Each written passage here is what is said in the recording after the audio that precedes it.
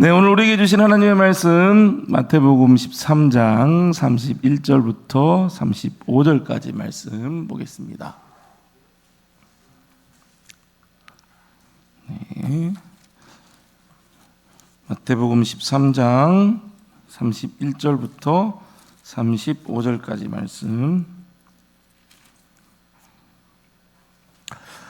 우리 한 절씩 교독하겠습니다. 또 비유를 들어 이르시되 천국은 마치 사람이 자기 밭에 갖다 심은 겨자씨 한 알 같으니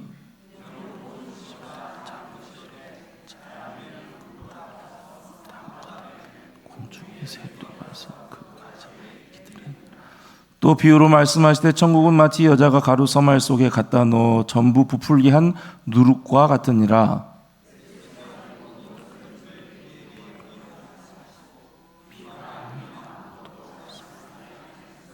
함께 읽겠습니다. 이는 선지자를 통하여 말씀하신 바 내가 입을 열어 비유로 말하고 장세부터 감추인 것들을 드러내리라 함을 이루려 하심이라. 아멘. 네, 오늘 오후에도 함께 예배한 우리 모든 성도님들에게 동일하게 은혜와 평강, 하나님의 그리스도의 평강이 가득하시기 소망합니다. 네, 필라델피아 어떤 교회에서 실제로 있었던 일을 꾸며낸 얘기가 아니에요. 실제로 있었던 일을 한번 이야기해 드리겠습니다.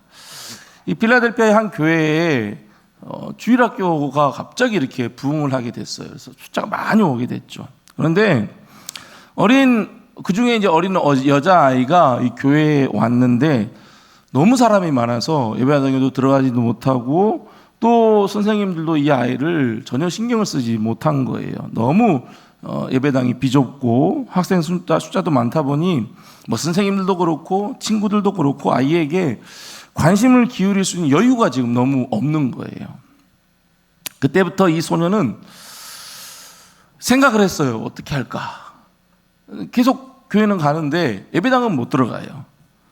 그러자 이때부터 이 소녀는 동전을 한 푼, 두 푼 모으기 시작을 합니다. 주일학교 교실을, 그러니까 예배당을 더 많이 가진 교회 건물을 지었으면 하는 그러한 소원으로 동전을 한 푼, 두 푼 모으기 시작을 한 것이죠. 그런데도 불행하게도 모으기 시작한 지 2년 만에 이 소녀가 갑자기 세상을 떠나고 맙니다. 그 2년 동안 교회 사람들은 이 소녀에 대해서 전혀 무관심했죠. 관심이 없었습니다. 그런데 이 소녀의 유품을 정리하던 가족들이 이 소녀의 침대 옆에 있던 지갑에서 동전 57센트, 그러니까 우리나라 돈으로 지금 돈으로 하면은 823원이에요. 57센트와 조그만 종이 쪽지 한 장을 발견을 합니다. 그 쪽지는 이렇게 적혀 있습니다. 동전과 함께 쪽지가 있었어요. 목사님, 저는 교회에 가고 싶으나 예배실이 비좁아서 빈자리를 기다리는 아이입니다. 제가 아껴서 모은 돈이니 이곳으로 예배당을 지어 모든 어린이가 함께 예배드릴 수 있게 해주세요. 네, 이런 쪽지가 있었던 거예요. 이 편지는 이 소녀의 장례식 때 모든 성도 앞에서 읽혀지게 되었고 많은 교인들에게 큰 감동을 주었습니다. 특히 이제 이 이야기를 듣고 있던 교인 중에 부동산 중개업자 한 분이 이제 은혜를 받고서 자기 땅을 선뜻 기증을 합니다. 그런데 이 사람은 자기 땅을 꼭 57센트, 823원 그것만 받겠다고 해서 소녀가 땅을 산 것처럼 그렇게 만들었습니다. 이제 이 아름다운 소식이 신문 방송을 타고 필라델피아 전역에 퍼지기 시작을 합니다. 결국 수많은 사람들이 모금 운동에 참여하게 되었고, 그리고 결국 큰 예배당이 건물이 지어지게 되었습니다. 지금은 템플 침례 교회라고 이 교회입니다. 실제 있었던 일이죠. 템플 침례 교회라고 지금은 이제 이름이 이렇게 되어 있어요. 3,000명 이상이 들어갈 수 있는 본당과 수많은 또 예배실이 딸린 아름다운 건물을 갖게 되었습니다. 더 중요한 것은 이 소녀의 이 감동적인 이야기 때문에 교회뿐만 아니라 템플 대학교 또 선한 사마리아 병원까지 생겨났다고 합니다. 지금도 이 템플 대학교 한 방의 벽에는 57센트를 모은 그 소녀의 사진이 걸려 있다고 합니다. 이 한 아이의 작은 마음에서 시작된 그 57센트, 823원은 어떻게 됐어요? 결국 큰 교회 건물을 세우게 되었고 또 뿐만 아니라 템플 대학교까지 그리고 선한 사마리아 병원까지 생기게 되었죠. 아주 작은 것으로 시작되었지만 결국 어떻게 됐어요? 큰 일을 이루게 된 것이죠. 오늘 본문의 말씀이 그와 같아요. 겨자씨와 누룩 비유는 천국, 하나님 나라죠. 예수 그리스도에서 이 땅에 오심으로 시작된 하나님 나라, 임하게 된 하나님 나라에 대한 가르치시는 그 예수님의 말씀입니다. 먼저 31절에서 천국을 이렇게 비유하고 있죠. 천국은 마치 사람이 자기 밭에 갖다 심은 겨자씨 한 알 같으니. 중간 부분을 빼고 읽으면 쉽습니다. 천국은 겨자씨 한 알 같다. 이렇게 생각하시면 돼요. 뭐라고요? 천국은 겨자씨 한 알 같다. 사진을 보시면은 겨자씨 보이시나요? 네, 보여요? 안 보인다 하는 게 맞는데 잘 안 보인다고 막 그래야 되는데 그래도 엄청 작죠. 겨자씨 한 알입니다. 한 알. 눈에 잘 띄지 않는 겨자씨 한 알. 작은 한 알이에요.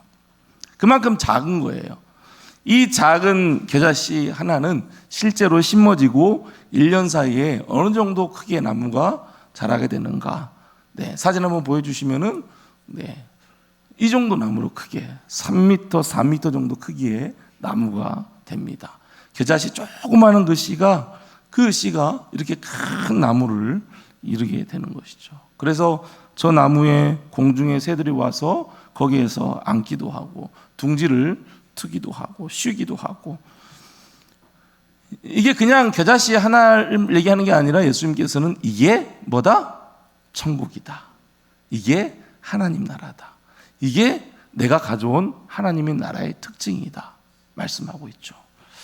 동일한 가르침을 하고 있는 33절에서는 천국을 어디에 비유하냐면 누룩에 비유합니다. 누룩은 잘 아시죠? 뭔지.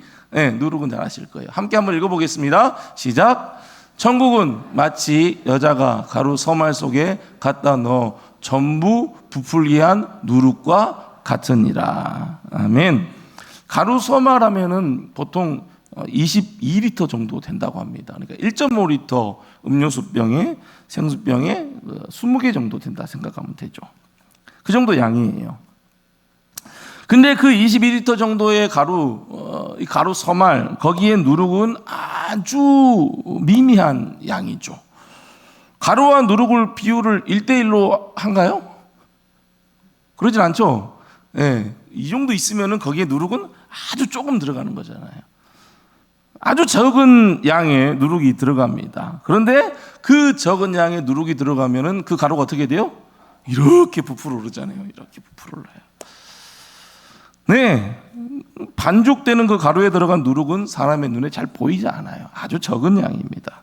그러나 그게 부풀어 오는 것을 보게 되면은 그 가루가 가만히 있으면 거기에는 누룩이 있다 없다? 없어요. 그런데 이렇게 부풀어 올라요. 그러면 그 안에 누룩을 넣었다 안 넣었다?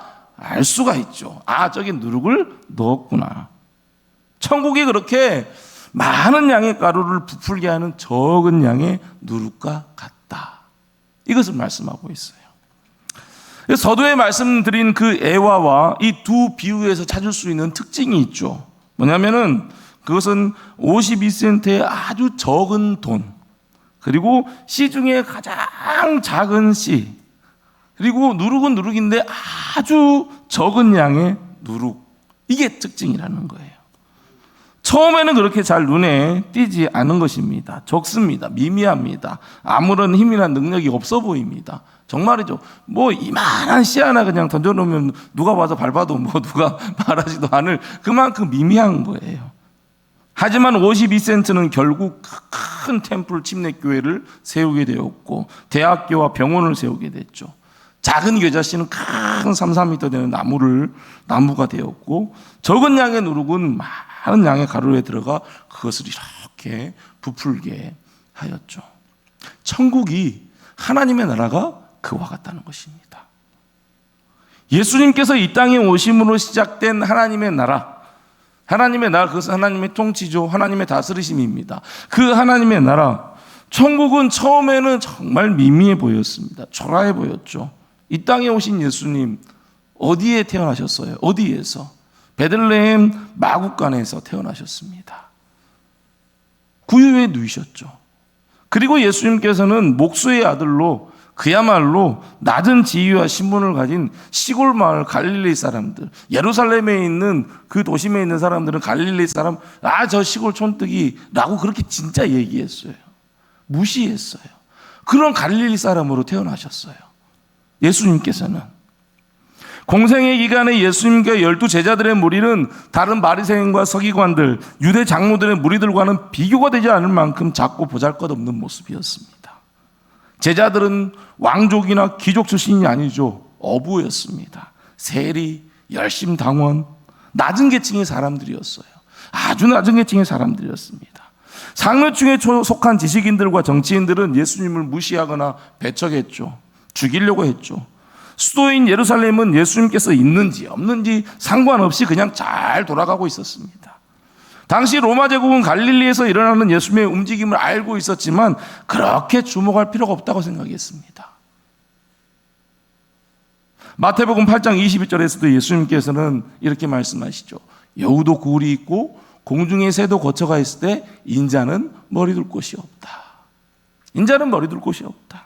거처도 머리둘 곳도 없는 아주 초라한 모습, 우리 예수님의 모습입니다.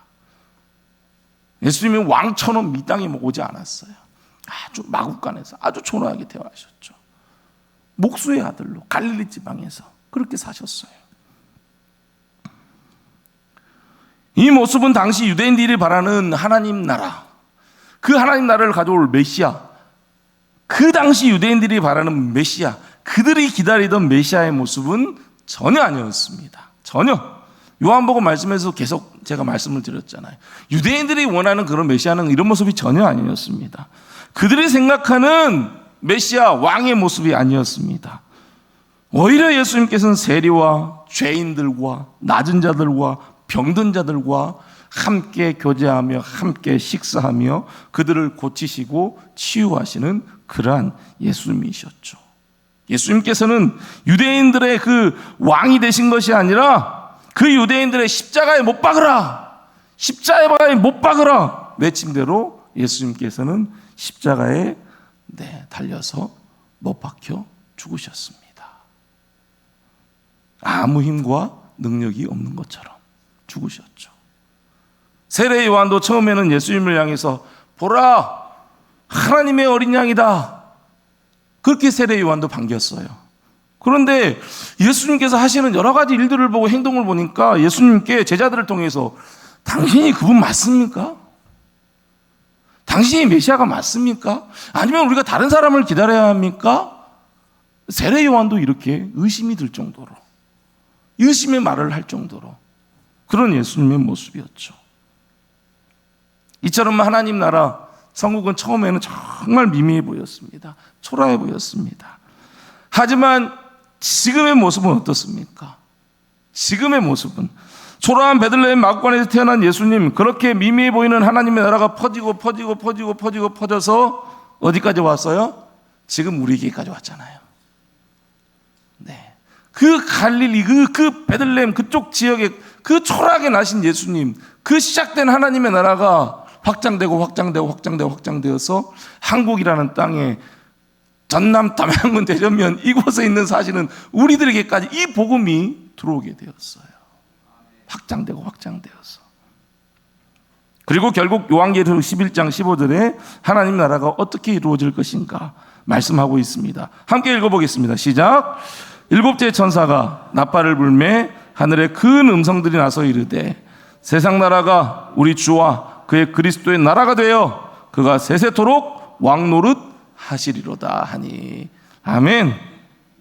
그가 세세토록 왕노릇 할 것이다. 할렐루야. 바다에서 나온 짐승, 땅에서 나오는 짐승, 그리고 마귀가 모두 불못에 던져진 후에 만물이 새롭게 되어서 새하늘과 새 땅으로 새 예루살렘으로 천국이 나타날 것입니다. 그리스도의 나라가 될 것입니다. 결국 그리스도의 나라가, 온 나라가 하나님의 나라가 그리스도의 나라가 될 거예요. 수많은 셀 수 없는 무리가 천국 백성으로 드러날 것입니다. 그 날이 예수님께서 오시는 날이죠. 그래서 천국은 공중의 새들이 와서 그 가지에 깃들이듯이, 가로소말이 전부 부풀어 오르듯이, 그렇게 하나님 나라는 완성될 것입니다. 이것이 오늘 말씀 겨자씨와 누룩비유가 말하고 있는 의미인 것이죠. 처음에는 초라해 보이는 겨자씨, 누룩처럼 보이지만 점점 성장하고 확장되어서 그 하나님 나라는 결국 그리스도의 나라가 되어 완성된다라는 것을 우리에게 가르쳐주고 있습니다. 우리가 믿는 예수님, 우리가 전하는 복음, 우리 안에 있는 하나님의 나라가 세상 사람들이 보기에는, 그렇죠, 하찮아 보일 수 있어요.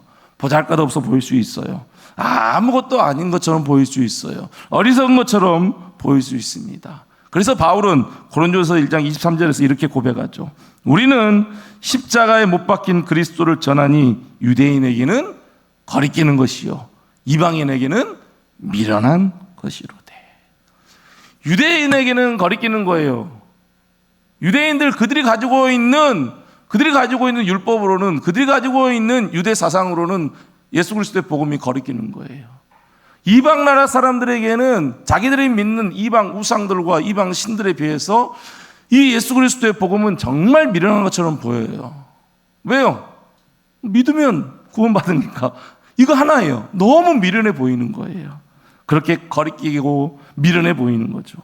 하지만 고린도전서 1장 27절에서 말씀합니다. 그러나 하나님께서 세상에 미련한 것들을 택하사 지혜 있는 자들을 부끄럽게 하시고 세상에 악한 것들을 택하사 강한 것들을 부끄럽게 하시며. 할렐루야.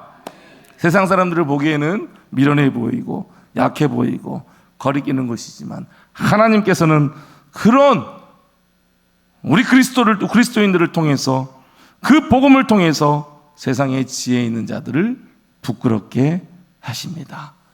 강한 것들을 부끄럽게 하십니다.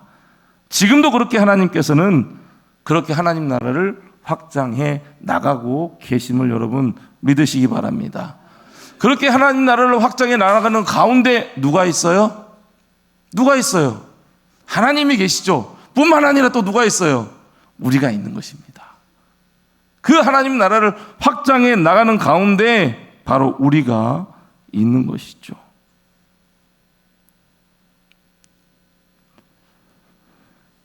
지금도 그렇게 하나님 나라를 확장하는 가운데 지금 우리 대치 중앙교회가 그 가운데에 있는 것입니다.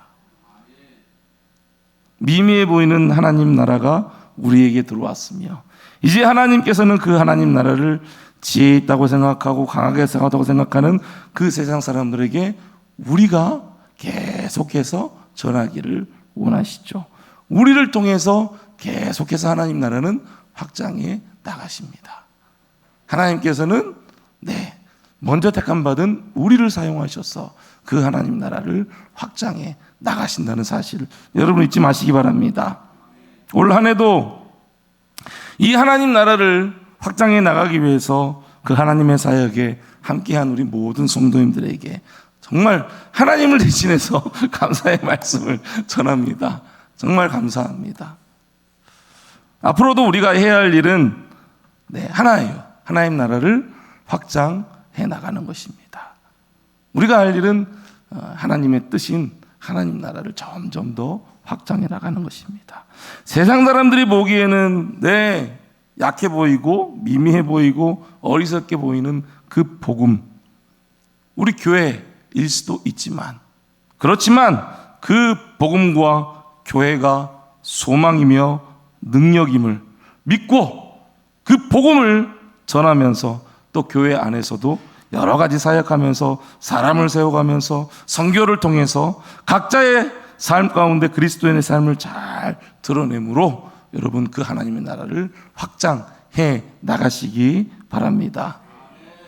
그리고 우리 교회에도 2026년 더 확장되어서 부흥이 임할 것을 소망하면서 함께 이 길을 잘 걸어갈 수 있는 모든 성도님 되시기를 주님의 이름으로 축복합니다.